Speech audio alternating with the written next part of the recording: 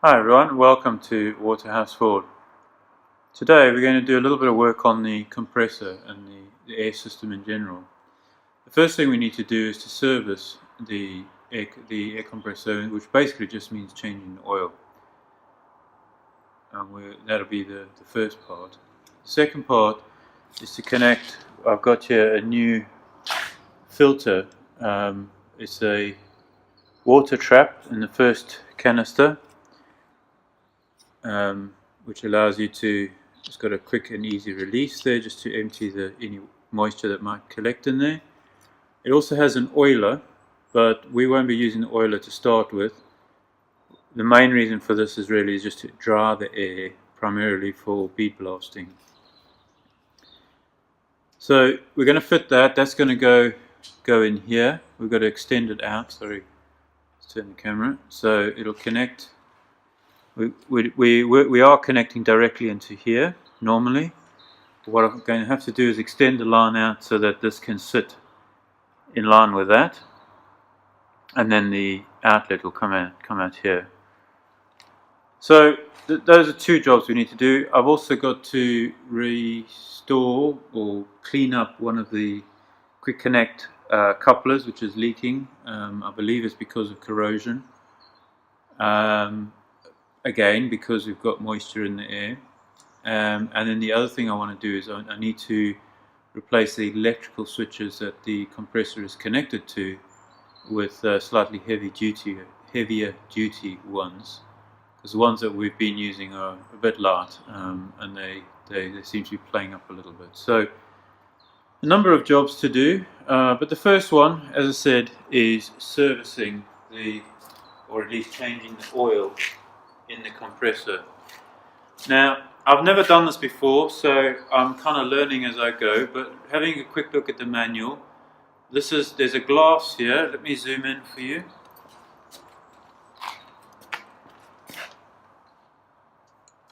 Let's change the angle as well, just initially. So you can see there,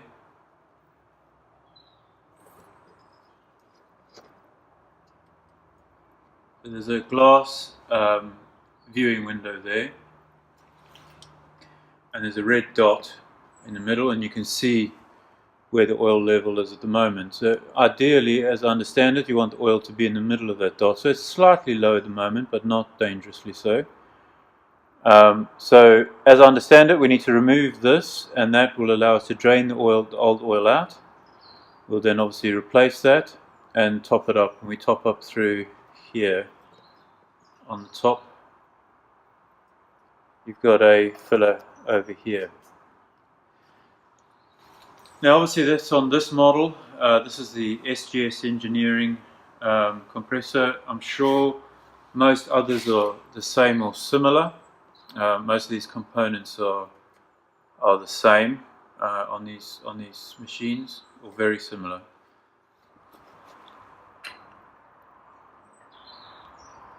Now I don't know how tight this is going to be. There's not much of a nut to actually grip on. So I'm hoping it's not too tight, because otherwise we're going to run the risk of stripping it. No, that's actually quite loose. And then what I've got is an old margarine tub I'm just going to put here just to catch the oil. I'm not expecting there to be a huge amount of oil in here.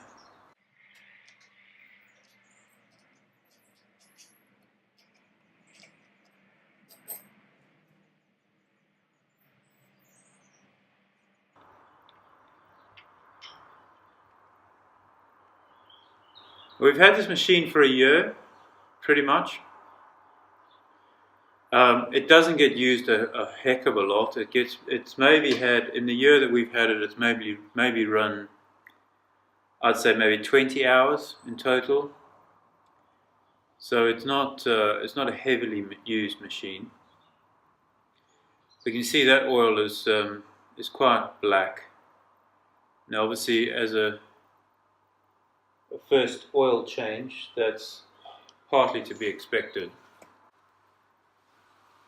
Now what I will do, because I do want to make sure I get as much of that oil out as possible, is I'm going to lift the back of the compressor slightly just to try and get as much of this out as possible.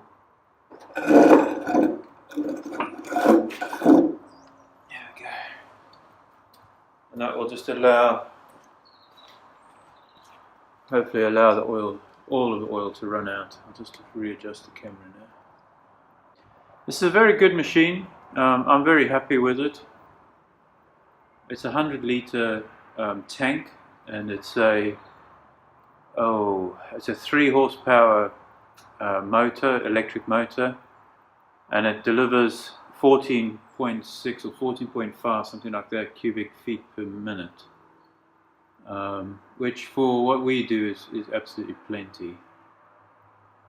Right, so that looks like a majority of that oil is now out. It's a bit of a strange thing, but it actually feels like, yeah, there's actually a lip on the inside here, which means that there's always going to be a bit of oil in there that you'll struggle to get out. I'm going to try lifting the back just a little bit more and see if we can get just a little bit more out.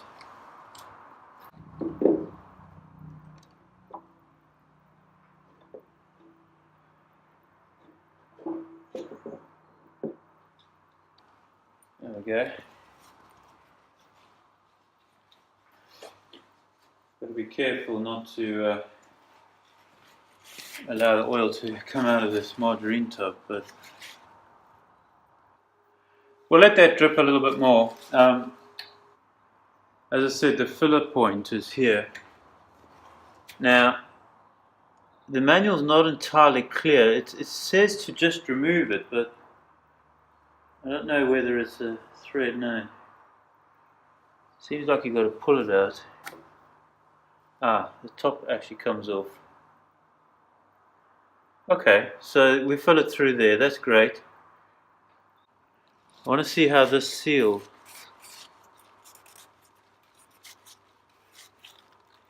Okay, so they've got, I'll come around the camera and show you. So it looks like this is it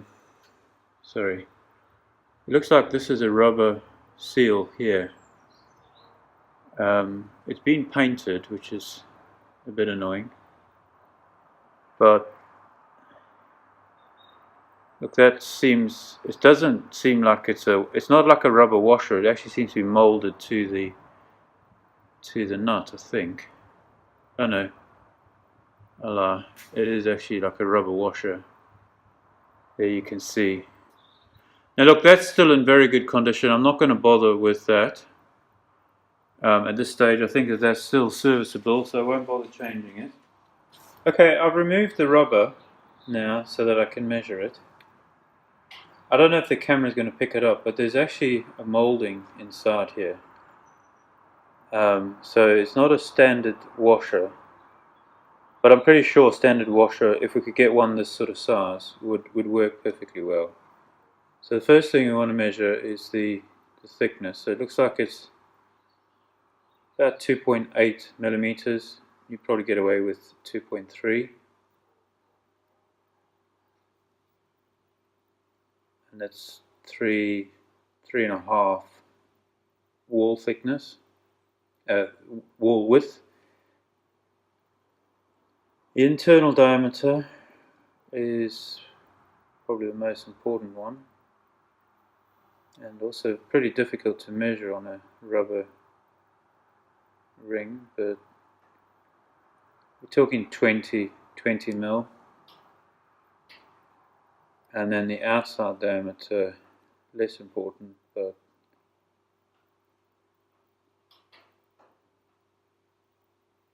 twenty-seven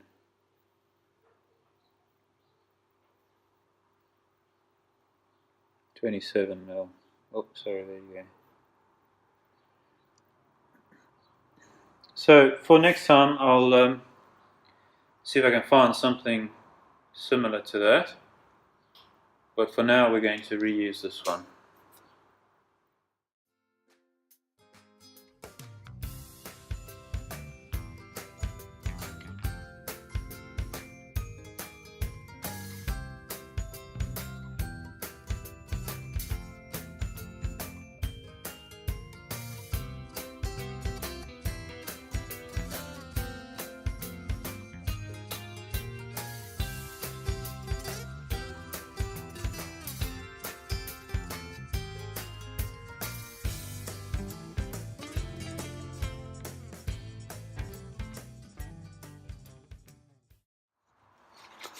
I have a small funnel here. Just give it a wipe and make sure we're not introducing any dirt. As far as I can see, and again looking at the manual, there's no mention of any kind of oil filter, so we want to make sure that whatever goes in here is absolutely clean and we don't unnecessarily introduce any contamination. I've got my favorite brand of compressor oil here, and we're going to pour that in slowly.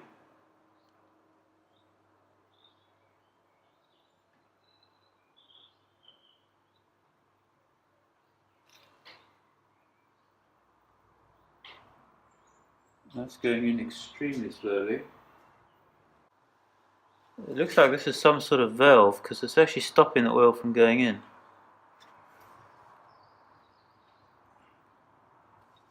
And I think that this whole thing comes out. Yeah, it does. I'll try and put the oil in directly. Okay, here we go. So you see the oil level just starting to come up there. I think. There it is.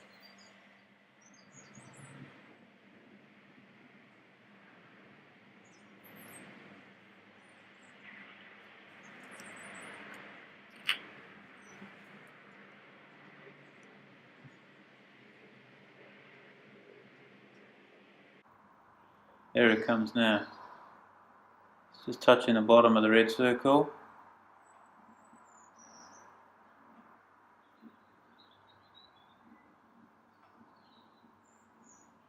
And that's about half now. Just above half. I'll get down. Yeah. Unfortunately, there's actually two lines. I don't know if you can see them on the camera, but there's a line there and a line there, and this is sort of dirty oil and that's clean oil. Sort of clean oil sitting on top of the dirty oil, which is frustrating really, but what we'll do is we'll run it like that for a few hours, and then I think I'm actually going to try draining it again, because that oil was actually a lot dirtier than I expected it to be.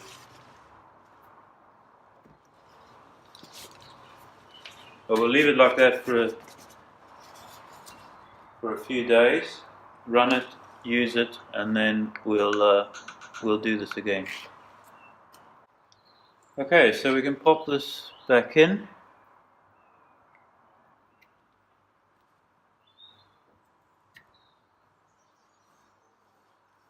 It's got O-rings seals, so we need to make sure that they go in properly. And then we pop the cap on, which is some kind of breather arrangement. And there we go. That's the oil change. Well, there you go. That's servicing the compressor. There's not a lot to it. Just pop the oil out, let it drain for a bit, and then refill it. But it's an important job to do. We should have done it earlier in the year. I've been a bit lazy, but anyway, it's done now. I wish that the drain plug was right at the bottom of the sump. I'm not sure why they've left that sort of lip there. It does mean that you can't get every last drop out, but hey, the majority of the oil is new, and I'm sure it's going to be happier for it. I know of people who have never changed the oil in their compressor, and if the compressor stops working, they're going to be very upset. But I think it's an important thing to do. We're going to be using the compressor a lot more when it comes time to start painting, and I've also spent a lot of money on that compressor, and also installing all the air lines and everything. So I want to make sure I look after it and make sure that it's working as optimally as possible. So if it's if you've got one of these and it's similar or the same, I suggest you do it. As you can see, it's real easy. The next video, I decided to make it a separate video, but it followed straight on from that. Was I had a problem with the quick connect couplers for the airline, the ones which are mounted on the wall. But I've got three, two in the workshop and one upstairs in the shed. And they were all leaking. Each of them was allowing a certain amount of air to escape when you didn't have anything plugged into it, which of course is not a good thing. And what I found was basically they got corroded. So the insides have obviously moisture in the air. I haven't had a water trap on the airline, which I now have installed, and that'll be a video after the next one. But obviously the water is corroded, or rather reacted with the metal inside there. And what it meant is that the O-ring, the little O-ring that seals the hose, the quick coupler when there's nothing plugged into it, that wasn't able to seat properly. So it's a real quick and easy job just to pop it open. I didn't even bother replacing the O-rings; they were absolutely fine. I just needed to clean up those seats and put it all back together. Now that I've got a water trap, I'm hoping that they'll last a bit longer. These have only been in for a year. But again, if you're maybe having a similar problem, watch the next video. It's real quick and easy. I mean, it's probably easier to go out and buy a new one, just screw the old one out, screw the new one in and throw the old one away. But that's what this channel is all about, right? So I prefer to restore and to fix things if I can, rather than just replace them. Sometimes you have to just replace them, and that's okay. But in this instance, I think that these will be fine for a number of years to come now, especially now that we've got the water trap in line. So look, I hope that's been interesting. Again, it's not quite it's not our normal video, but again, it's, the compressor is an important part of our set of tools that we use, and as I said earlier, it's going to be even more important when we come to spray painting the Ferguson. So yeah, a little sideline, but I hope it's been interesting and enjoyable for you anyway. Hope you all have a good week, and see you soon. Cheers for now.